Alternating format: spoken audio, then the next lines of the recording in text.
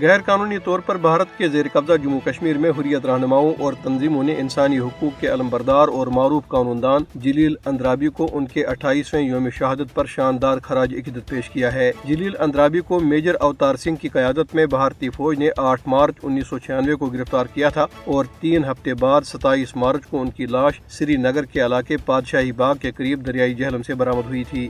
کل جماعتی حریت کانفرنس کے ترجمان ایڈوکیٹ عبدالرشید منہاس اور کشمیر بار ایسوسی ایشن نے سری نگر میں اپنے الگ الگ بیانات میں جلیل اندرابی کو خراج عقیدت پیش کیا۔ انہوں نے کہا کہ شہید اندرابی کو بھارتی فوجوں کی طرف سے انسانی حقوق کی خلاف ورزیوں کو بے نقاب کرنے اور 1994 میں جنیوا میں اقوام متحدہ کی انسانی حقوق کے سالانہ کنونشن میں شرکت پر نشانہ بنایا گیا تھا۔ انہوں نے عالمی برادری سے مطالبہ کیا کہ وہ بھارت پر دباؤ ڈالے کہ وہ جلیل اندرابی کے قتل کی مکمل تحقیقات کرے اور مجرموں کو کیفر کردار تک پہنچائے۔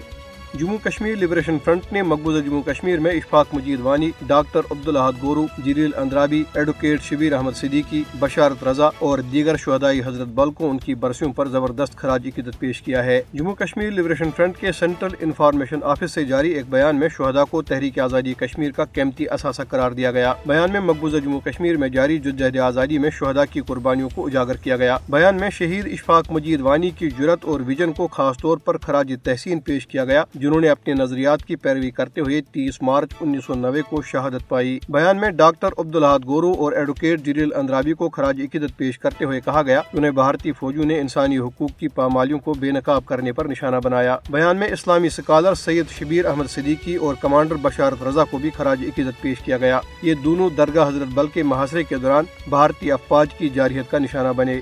بھارتی paramilitary central reserve police force کے ایک اہلکار نے ضلع شوپیاں کے علاقے ریشی پورہ میں اپنی سروس رائفل سے خود کو گولی مار کر خودکشی کر لی۔ اس واقعے سے جنوری 2007 سے مقبوضہ علاقے میں خودکشی کرنے والے بھارتی فوجوں اور پولیس اہلکاروں کی تعداد بڑھ کر 296 ہو گئی ہے۔ ادھر ضلع پونچھ میں ایک دھماکے سے خوف و ہراس پھیل گیا ہے۔ دھماکہ پونچھ قصبے میں ایک ہسپتال کے قریب ہوا۔ بھارتی فورسز نے پورے علاقے کو محاصرے میں لے کر تلاشی کی کارروائی شروع کر دی۔ کل جماعتی حریت کانفرنس کی آزاد جموں کشمیر شاخ نے آزاد کشمیر کے سابق صدر میر وائز مولانا محمد یوسف شاہ اور انسانی حقوق کے علمبردار شہید ایڈوکیٹ جلیل اندرابی کی برسی کے موقع پہ اسلام آباد میں ایک دعائیہ مجلس کا اہتمام کیا۔